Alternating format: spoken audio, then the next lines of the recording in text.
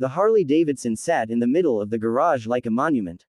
Its chrome gleamed under the single dangling bulb, the polished metal reflecting little fragments of Henry Louis' life, scraps of newspaper pinned to the wall, an old army duffel, a folded American flag in a glass case. The smell of motor oil, rubber, and dust clung to the air, the familiar perfume of a space where he had spent half his life tinkering, writing, remembering. Henry's hands, scarred and calloused, rested gently on the handlebars. They trembled, not from weakness, though his joints ached these days, but from the weight of the decision pressing down on him. This wasn't just a bike. This Harley had carried him across deserts and mountains, through small towns and endless highways, giving him a taste of freedom when the ghosts of Vietnam threatened to choke him. Every ride had been a kind of therapy, a chance to breathe again. But across the thin wall of the garage, he could hear the faint cough of his granddaughter, Aaliyah. 10 years old, sweet as sunshine, her laughter was usually the music of the house. But lately, that laughter had been replaced with labored breaths and the sound of pill bottles rattling half empty. She had been diagnosed with a rare autoimmune disorder that demanded a medicine costing more than Henry's pension and veteran disability checks could stretch to cover. He opened the cabinet above his workbench and pulled down the small orange prescription bottle. Empty. He turned it over in his palm, as if hoping a miracle pill would tumble out. Nothing. His chest tightened. Henry had fought for his country, had survived firefights and jungles, had buried friends whose names still echoed in his dreams. But nothing had prepared him for the helplessness of watching a child he loved suffer and not having the means to fix it. He looked back at the Harley.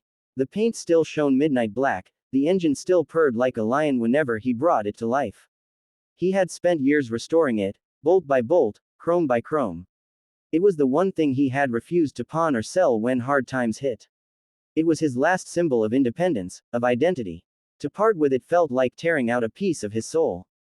But Aaliyah's face came to him, her wide brown eyes, the way she clutched her worn teddy bear at night, whispering through her coughs, "Grandpa, it hurts less when you're here." That was it. That was the answer. The following morning, Henry woke early, his stomach in knots. He rolled the Harley out of the garage, the tires crunching softly over the driveway gravel. The rising sun cast long golden rays across the quiet street, illuminating the bike as though it were being honored one last time. Henry adjusted his helmet, slid on his old leather gloves, and kicked the engine to life. The roar filled the neighborhood, and for a brief moment he felt whole again. The wind whipped against his face as he rode. Every mile toward the dealership felt heavier than the last. Memories rushed at him. The first time he'd taken the Harley down Route 66, the trip to Sturgis with his old biker crew, the long nights camped under the stars when the world seemed wide open. Now it was closing in, demanding a sacrifice. At the dealership, the manager eyed the bike with an appraising look. Clean. Well kept. Classic model. "I can give you a fair price," he said, though Henry knew, fair, in business meant less than it's worth. When the papers were signed, Henry stood outside with his helmet dangling uselessly in his hand. He no longer had a machine to ride. Instead, he had an envelope of cash, just enough to buy the next round of Aaliyah's medicine. He stopped by the pharmacy on his way home. The pharmacist, who knew him by name now, slid the bag across the counter. "This should help her breathe easier," she said kindly. Henry managed a tired smile, clutching the small white bag like it was treasure. And in truth, it was. More valuable than steel, more valuable than chrome, more valuable than the freedom of the open road. But as he drove back to his quiet neighborhood in his old pickup truck, he glanced at the empty space in his garage in his mind's eye. The silence where the Harley once stood felt deafening. He had made the right choice, he knew it, but it was a choice that left a hollow ache deep inside his chest. That night, as he tucked Aaliyah into bed and she whispered, "Thank you, Grandpa," Henry kissed her forehead and whispered back, "Anything for you, baby girl." And though the house was filled with love, he couldn't shake the image of the empty garage, a ghost of himself left behind. It was a Saturday afternoon when Henry first heard it. He was in the front yard, slowly raking leaves into neat piles beneath the old oak tree. The air smelled of cut grass and damp earth, and the steady scrape of the rake was almost soothing. His back ached, his knees stiffened with every movement, but there was a rhythm to the work he enjoyed. Then came the sound. At first, it was faint, just a low, steady rumble, like thunder rolling across a faraway sky. He paused, leaning on the rake, and tilted his head. The rumble deepened, multiplied. It wasn't thunder. It was engines. Heavy engines. Dozens of them. The ground beneath his boots seemed to vibrate as the noise swelled. Birds scattered from the oak tree, flapping away in panic. Henry's brow furrowed. He hadn't heard a sound like that in years. Not since the rallies. Not since the days when he rode in formation with a crew, the road shaking under the weight of steel and horsepower. Across the street, curtains twitched. Neighbors stepped out onto their porches, squinting toward the corner. A few kids ran out barefoot to the edge of their lawns, curiosity lighting up their faces, before worried parents called them back. The sound was closer now, thick, overwhelming, like a storm descending. Then, around the bend, they appeared. Motorcycles. Dozens of them, roaring in tight formation. Chrome glinted under the sun, exhaust pipes belched deep growls, and the line seemed endless. They poured into the street like a flood, their jackets flapping with the wind.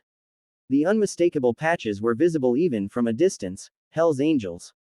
A collective gasp rippled through the neighborhood. People froze. The sound of lawnmowers shut off. Car doors slammed. Windows that had been cracked open for the summer breeze were hurriedly pulled shut.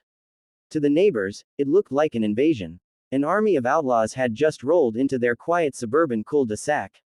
But Henry didn't move. He stood rooted at the edge of his driveway, his rake slipping from his hands and clattering against the pavement. His chest tightened. Memories stirred. The smell of exhaust, the bond of the road, the hidden language of riders who lived by the throttle. But more than that, he recognized something in the way the pack moved. It wasn't chaos. It was discipline. The bikers slowed as they entered the street, their engines still rumbling in unison. One by one, they began parking along the curb. Kickstands slammed down. Boots hit the asphalt. Leather jackets gleamed with patches stitched from years of loyalty and brotherhood. The line of motorcycles stretched nearly the entire block, a wall of chrome and steel that dwarfed the quiet suburban homes. Silence fell as the last engine cut. The sudden stillness was eerie after the storm of sound. You could hear dogs barking nervously in distant yards, the rustle of leaves in the breeze, and the faint hum of an air conditioning unit. But no one on the street spoke. Everyone waited. Henry's eyes locked on the man at the front of the pack. He was massive, broad-shouldered, bearded, with streaks of gray woven into the black. His cut was heavy with patches, the insignia of years earned. He swung a leg over his Harley and pulled off his helmet.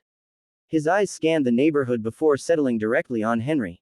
The man walked forward with steady steps, boots crunching against the pavement. The other bikers didn't move, didn't speak.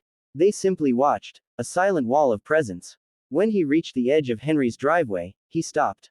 His voice carried across the yard, deep and steady. Henry. Ghost. Lewis. Henry's stomach tightened. That name. It had been decades since anyone had spoken it aloud. Ghost. That was who he had been on the road, back when the world was bigger and he was part of something wild and untamed. To hear it now, in this quiet suburban street, felt like hearing a ghost from his own past call his name. His throat went dry. He straightened his back, instinctively squaring his shoulders the way he had in the service. Yeah, he said finally, his voice low but firm. That's me. The man's lips curled into the faintest smile. He extended a hand, weathered and scarred. Name's Bear. My old man rode with you. Said if I ever found Ghost, I owed him a handshake. Said you saved his life back in Nam. The neighbors, still watching from behind curtains and half-closed doors, didn't hear the words. To them, it was a standoff, an outlaw leader facing down a veteran at the edge of his driveway. But to Henry, something entirely different was happening. The past was catching up, and it had come rumbling down his street in the form of brotherhood he thought he'd lost forever. Henry didn't reach for Bear's hand yet. His chest ached with questions. Why were they here? How did they know about him? And more than anything, what did they want? The rake still lay forgotten on the ground, leaves scattering around it in the breeze. Henry's world had just shifted. The silence of the street was louder than the roar of engines. And for the first time in years, Ghost, the rider he used to be, stirred awake inside him. The handshake hovered between them, Bear's calloused hand extended, Henry's trembling fingers frozen at his side. For a long moment, Henry simply stared at it. Memories flickered in his mind like old film reels. The stifling jungles of Vietnam, the deafening rattle of machine gun fire, the smell of gunpowder and blood. And through it all, the faces of the men he'd fought beside, men who had become closer than brothers. Finally, Henry reached forward. His grip was firm, strong, though his heart was pounding. Bear's hand was just as solid as he remembered men in the service to be, No hesitation, no weakness. Your old man, Henry's voice cracked. Who was he? Bear's smile widened. They called him Taz. Henry's breath caught. Taz. He remembered instantly, the wiry kid from Arkansas with the wild eyes, always grinning even when bullets flew overhead.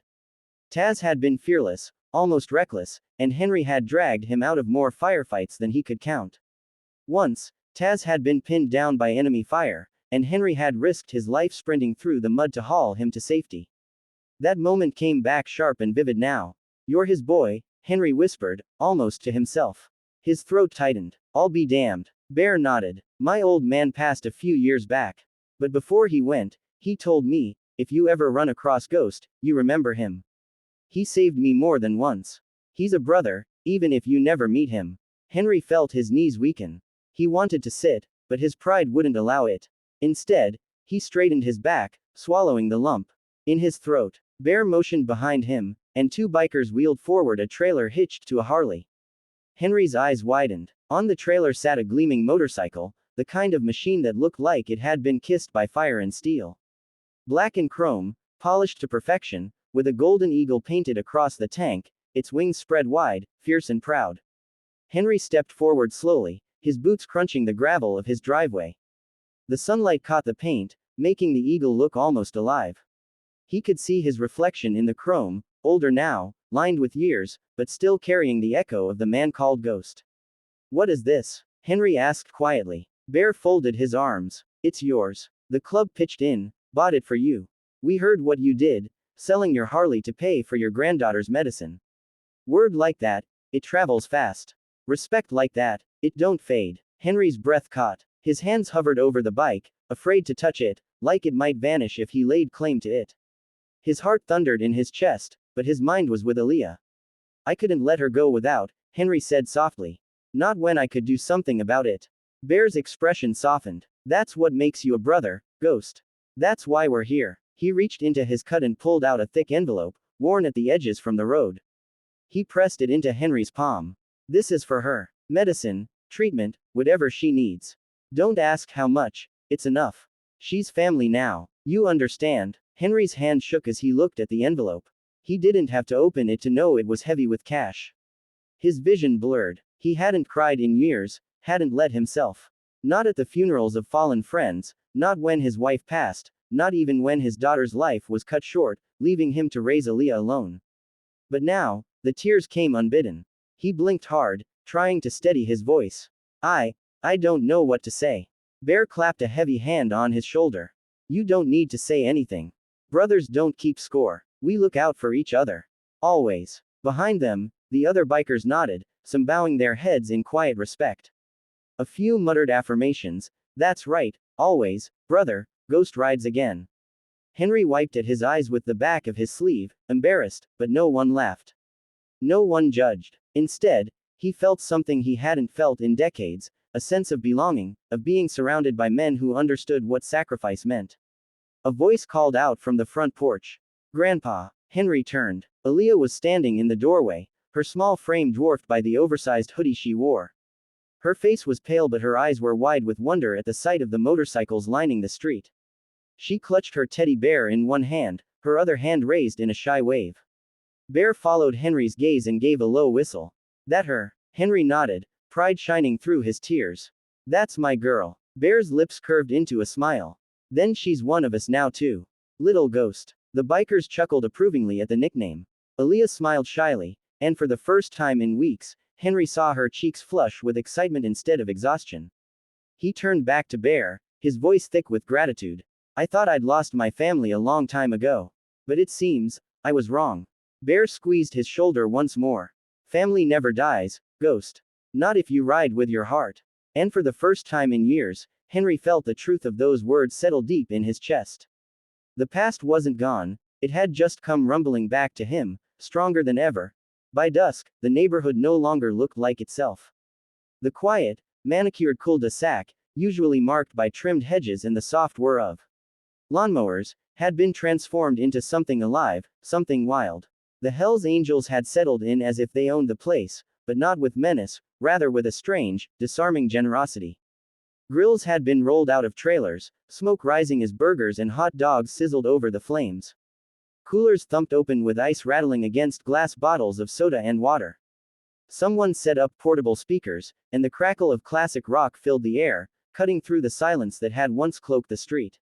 At first, the neighbors stayed hidden, peeking from behind blinds and curtains, clutching phones, ready to dial 911.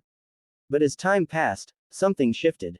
They saw bikers laughing, handing food to children, and passing cold sodas to teenagers who crept cautiously closer. The terrifying image of leather and steel began to soften into something unexpected: community. Henry sat in a lawn chair at the center of it all, his granddaughter curled up on his lap. Aaliyah's eyes sparkled brighter than he'd seen in weeks. She pointed at the rows of motorcycles lined along the curb, their chrome reflecting the streetlights as dusk deepened. "Grandpa," she whispered, "are those all yours?" Henry chuckled, brushing a hand gently over her hair. "No, baby girl. But tonight, they might as well be." The bikers treated Aaliyah like royalty. Big men with tattoos and scarred knuckles knelt down to her level, calling her "little ghost," with grins that made her giggle. One gave her a small leather vest with a stitched patch that read Prospect, joking that she was the youngest recruit they'd ever had. Another hoisted her onto the seat of his Harley and let her twist the throttle, her laughter ringing out as the engine roared. For Henry, watching her smile was worth more than all the chrome and steel in the world. The medicine would help her body heal, but this moment of joy, he knew was medicine for her soul. As night fell, string lights were draped between bikes, casting a warm glow across the gathering. The smell of grilled meat and gasoline mingled with the crisp evening air. Neighbors began venturing out timidly, first in twos and threes, then in small groups. Children tugged their parents' hands, eager to see the motorcycles up close. Henry noticed Mrs. Whitaker, the elderly widow from next door, shuffling forward with a plate of cookies she'd baked earlier. "Figured y'all might need dessert," she said nervously. The bikers cheered, thanking her so warmly that she blushed like a schoolgirl. Soon, others followed, pies, casseroles, pitchers of lemonade, like some strange block party had erupted, hosted by the most feared motorcycle club in the world. Bear raised a beer in Henry's direction and gave a nod. "To Ghost," he called out, his voice booming across the street. "To Ghost." The bikers echoed, their voices a thunderous chorus. Even some neighbors joined in, lifting cups of soda and lemonade in salute. Henry's cheeks burned, and he bowed his head, overwhelmed. He hadn't felt celebrated in decades. The war had left him invisible, the years had left him worn, but tonight, surrounded by roaring engines and unexpected friends, he felt seen. He felt whole. Aaliyah tugged at his sleeve. "Grandpa," she whispered, "are they our family now?" Henry swallowed hard, emotions thick in his chest. He kissed her forehead. "Yes, baby girl. They're family. Always." Later, as the night grew late, the bikers began preparing to leave. Engines kicked to life one by one, the sound rolling like thunder through the street. Neighbors came out onto their porches, not in fear, but in awe. Children covered their ears but smiled, their eyes wide with wonder at the spectacle. Bear stepped up to Henry one last time. His expression was serious, his words steady. "You're never alone, Ghost. Not then, not now, not ever. You call, and we'll ride." Henry clasped his hand, gripping it tight. "Thank you, brother." Bear nodded, then pulled on his helmet and swung onto his bike. He gave a signal, and in perfect unison, the line of motorcycles began rolling forward. The engines grew louder, the night air trembling with their power. It was as if the street itself had come alive, shaking under the weight of brotherhood. Aaliyah, still in her vest, stood on the curb beside Henry, waving with both hands. The bikers raised fists in salute as they rode past, some honking, others revving their engines in playful farewell. The roar echoed long after they disappeared into the distance, fading into the night.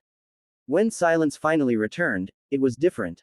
Not heavy, not empty, alive with the memory of what had just taken place.